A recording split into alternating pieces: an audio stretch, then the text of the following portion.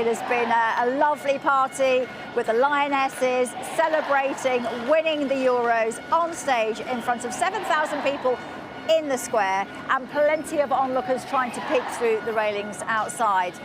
We were talking, before it all started, we were talking to Faye White, the most capped England captain, the longest serving captain of the Lionesses, 97 to 2012 she did that job. And Faye, I heard that you had a great smile on your face when you were watching all of that, and I don't know, you must have felt part of that journey as well. And in fact, Jill Scott said she's honoured to have played with anybody that's worn an England shirt, and she thanked and paid tribute to everybody who'd gone before. So that's the likes of you and everybody else. That must have felt great. Yeah, of course. It's a special moment, isn't it? There's one person I would like to kind of say is Steph Houghton, how she was the captain for a long time after myself, and recently up until obviously Leah took over. And if she arguably wasn't injured, she would have been part of this squad. And I text her to let her know that so much of what we're seeing is down to her too. And it's players like that. It's all the players, but obviously as a captain, they take the focus a little bit more. And she's been incredible throughout her career. Ellen White was her roommate. She will have, I'm sure, been talking to her and everything. And yes, she would have missed out physically being on the pitch on this occasion. But for years after my reign as the captain, she took over and for the majority of it and did a fantastic job. So I have to single her out as well as one of those players that should be talked about and in the bracket of these girls. Yeah, absolutely. You are spot on there. Ellen White, you just mentioned, and she was one of the first to speak this afternoon, and she said, we've partied, but hopefully we've changed something. Hopefully we've changed the game in this country. Do you think they have? How could you not? How could they achieve what they have, the pinnacle of a European football? How would you not expect it to change? It must do. They can't have done anything more. To achieve this, to look at these scenes, I mean, I witnessed it, seeing it, the Germans do it in 2009, go back to their country and have this kind of, accolade. More than this many people come out for them. And to see it now happen in England and to see this group of players to achieve it it has to make a difference now. It's up there with the likes of Ennis Hill winning a gold medal in the Olympics. The spotlight she had on her at that time. That's what these girls have had to deal with, and they've achieved the ultimate.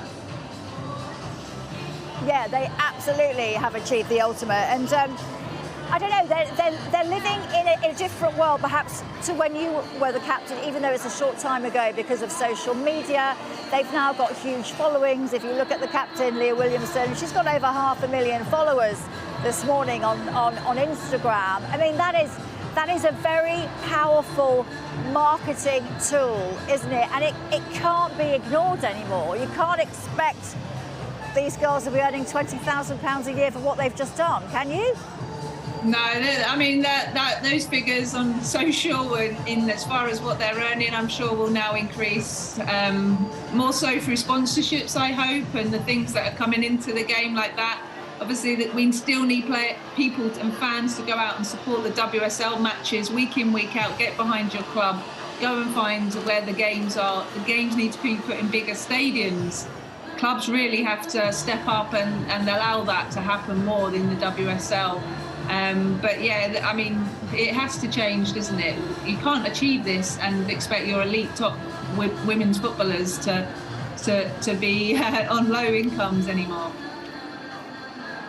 No, absolutely. And do you think the WSL will have a greater appeal when it comes back in September? And is there a big sort of marketing push to be done on that so that you can sort of harness and capture the interest that there's been in these Euros and get all of those kids to their local matches?